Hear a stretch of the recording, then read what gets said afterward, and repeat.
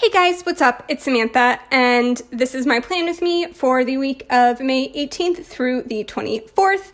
I am using a Scribble Prints Co. kit called NYC. There's no reason why I'm using this kit this week other than I liked the full boxes and I loved the color combination. I did not go to New York City this week, but I just wanted to use this kit because I love these full boxes so much, and the color like I said, the color combination just perfect. I love that seafoam and gray together. That's my favorite color combination. My whole house is seafoam and gray. That's my life. So I had to use this kit even if it wasn't really appropriate for what I actually did this week. And then the other thing I wanted to mention before I jumped into talking about all of the books I read this week is that if you aren't following me on Instagram, I have been curating a list of YA titles by Black authors. If you didn't know, I am a teen librarian, so this is work that I feel like I'm equipped to do, and I wanted to provide a massive list of books of all genre types by Black voices, especially smaller titles that you haven't heard of. You know, a lot of people have heard of Children of Blood and Bone or The Poet X, but there are so many awesome books out there and so many books that just haven't gotten the hype or the marketing that they deserve. And I wanted to have all those books in one place. That way, if there was something that stood out to you, you can go get it from the library. You can order it online. You can buy it from a local Black-owned bookstore. And I just wanted to have all of those resources together for you. That way, if you are looking to read books by Black voices, it's easy for you to find. I have them saved as highlights on my Instagram page, so you can just go there and click through if you're interested. I can't believe I forgot to mention that in my previous plan with me. I just am a complete and total dodo. So with that being said, I'm going to go ahead and jump into my books that I read this week. So the first book that I finished this week was The Fellowship of the Ring by J.R.R. Tolkien, and I really love Lord of the Rings so much. I definitely know that they're not for everyone, especially compared to a lot of modern fantasy, but reading it as an adult, I feel like I appreciate the songs and the poetry and the lore a lot more than I did when I was a kid. When I was a kid, I mostly just wanted to get to the sword fighting, but I feel like I have a greater appreciation for what is going on in this world and how complex this world is outside of let's kill orcs and destroy a ring and all that kind of stuff. So I really enjoyed reading this, and something that stood out to me compared to reading The Hobbit is that the characters and the characterizations and the friendships are so much more distinct in this book, and I liked that so much more, especially at the beginning. I was laughing out loud when Bilbo was just savagely roasting everyone at his birthday party, and I think a lot of that went over my head when I was younger, and I just didn't find the humor in it the way I do now as an adult. So I really, really enjoyed this reread. I also liked Sam a lot more. I think when I was younger, I didn't appreciate what Sam and Frodo, their relationship and what they do in the books. I remember always finding them to be very boring, but I got a little choked up at the end. I feel like, we all know the plot of Lord of the Rings. Is it really spoilers anymore at this point? But when Sam follows Frodo, and Frodo when the Fellowship breaks apart and Frodo is going to go by himself into Mordor, and it takes Frodo, a couple hours to talk himself up into going to leave, and Sam is so brave that he already knew he was going with Frodo and he already had a plan. And then I forgot, or I don't think I realized when I was younger, how many times in the book it's mentioned that Sam hates water, and Sam is deathly afraid of water, and he literally throws himself into the river to follow Frodo without even thinking twice about it. And I just really appreciated Sam's bravery so much more reading this as a 30-year-old as opposed to reading it when I was a teenager, or whenever the last time I read it. I can't have been more than my early 20s. It's been about a decade, I think, since I've read this, and it just really hit me in a different way. And I think it's interesting when you can return to a text over and over again throughout your life and how you see things differently based on different life experiences you've had and how your viewpoint changes. So honestly, that was the most fun part of reading this book for me, was just seeing how I felt very differently about certain things now compared to when I read this over and over and over again as a kid. So obviously I gave that 5 stars. It is not my favorite out of the trilogy, at least it wasn't historically. When I was younger, Two Towers, the first book of Two Towers, was always my favorite part of the whole series because it has lots of action, but and it has the Ents. I love the Ents. They were always some of my favorite, but 5 stars, and I'm planning on reading Two Towers this month in June. We'll see if I get to that. That one might get bumped to July just because I feel like I've added so many more books to my TBR even since I filmed my June TBR video. We'll see.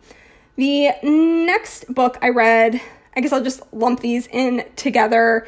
Number 7 of the Dresden Files was Deadbeat, and I gave this 4 stars. This was a lot of fun. We're introduced to the character Butters, who I basically just envisioned as Butters from South Park the entire time, which made it way more entertaining.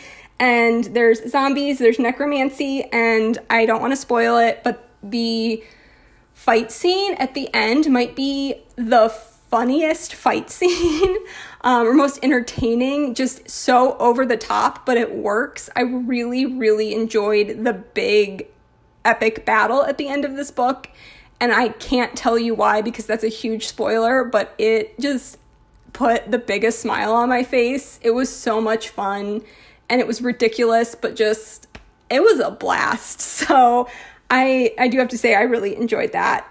And then the other Dresden Files book I finished this week was number 8, Proven Guilty, and I gave this one 4 stars as well. I really liked the sort of mystery of the week element of this, and this also sets up some pretty big plot points that continue into the next few books and kind of introduces another major character into this world, and there's a lot of parallels to things that happened to Harry Dresden when he was younger, and I really enjoyed how this book explored those parallels, so it was really fun. You also get introduced to some minor side characters in this one that show up again from here on out, which I appreciated. This one was just, it was fun. It was a lot of fun. These books are fun. That's basically how I would describe them. They're not super serious. They have a really cool plot and a really cool world. I don't personally love Harry Dresden. I like these books, as I've said, despite Harry Dresden, not because of Harry Dresden. I find him as a character to be kind of grating, but I really enjoy the plot that's built up, even if I find Harry to be an unlikable character. I just really like the world and the side characters, and it makes it readable for me. So the next 2 books I read, because I needed a break from fantasy, were both adult romance. So the first one I finished was Unforgettable by Melanie Harlow, and this is the 5th and final book in the Cloverleaf Farms series, which follows 5 sisters and sort of how they all come to find love across several years. And I love this series so much. There's only one that I didn't really enjoy. I think the second one I wasn't a super big fan of, but these are just so sweet. And this is April's story, and it's a second chance romance kind of book. And I loved both of the characters. I loved everything about this. So this was like a 4-star, a solid 4.5 star in terms of adult romance. It was just a really fun read. These books are the equivalent of popping on a rom-com movie. They're sweet, they're fun. You really get to know all the sisters throughout the books, and they all show up in each other's books as well to differing extents. And April has been a constant in the background of all of these books, and so it felt really satisfying to watch her finally get her happily ever after. So I enjoyed this, and I will definitely be reading whatever Melanie Harlow puts out next. And then the final book that I am going to talk about is Beach Read by Emily Henry, which I gave 5 stars. I really loved this. This is, again, an adult romance, but it feels more, no, I don't want to say lit fic, but more literary, I guess, than most other adult romances that I read. There was more meat to it, more substance, and it didn't feel as fluffy as some romances are. The writing was very, very solid, and quite frankly, I can't see myself enjoying an adult romance more than I enjoyed this in terms of overall writing quality and everything, the story, the characters, the character development in this. It was a 5-star read for me, and I really, really enjoyed this a lot, and I would highly recommend it. I know it's gotten a lot of hype, so I feel like I'm just one more voice in a massive choir of people screaming about this book, but I really do think that the hype is real. At least for me it was. This is the kind of romance that I really like. There's, some enemies to lovers sort of situation. There's a competition. There's banter. And I loved this so much. And watching both characters sort of develop on their own and then come together, it was a delightful time. There was nothing to dislike about it for me, and I flew through that one. So those were all 5 books that I read this week. And in terms of what happened in my real life this week, since I've sort of been doing quick recaps at the end of my videos, even when I'm talking about my books, I basically did nothing. Again, I stayed at home, I read, I did some planning, I did house cleaning kind of stuff. Joe and I got Mexican takeout one night, and we watched a ton of Love Island Australia. We have kind of become obsessed with Love Island, which is really bizarre because neither one of us are reality TV show people, but we loved Love Island Australia season 1, especially Josh. We both loved Josh so much. So I really have enjoyed having a show to watch with Joe because we don't typically watch TV. Either of us typically don't watch TV at all, nor do we usually watch TV with each other. So that's been fun to have a thing to watch together. And then on Sunday, we went over to my brother-in-law's house. He just moved up here. He lives alone. We felt like it was a pretty safe thing to do social distancing-wise since he hasn't seen anyone and we haven't seen anyone.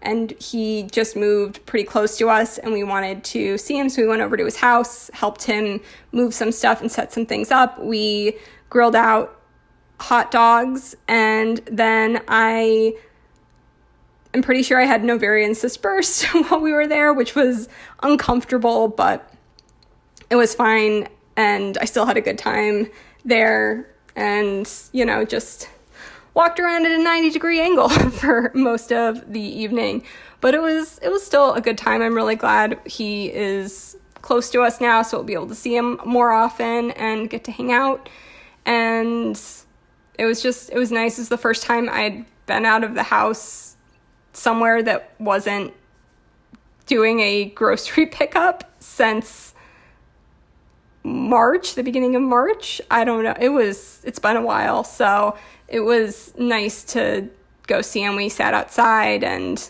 just had a grand old time. All right, guys, that is everything for this week. I really love how the spread turned out, and I love all of the silver foil in here. It's just so shiny, so extra, and I really, really love how it all came together. And make sure you're following me on Instagram and Goodreads. I have both of them linked in the description down below, along with every book that I mentioned in this video and the shops that I frequently use in my spreads. Thank you guys so much for watching this video. I appreciate it, and I will talk to you in my next one. Bye, guys.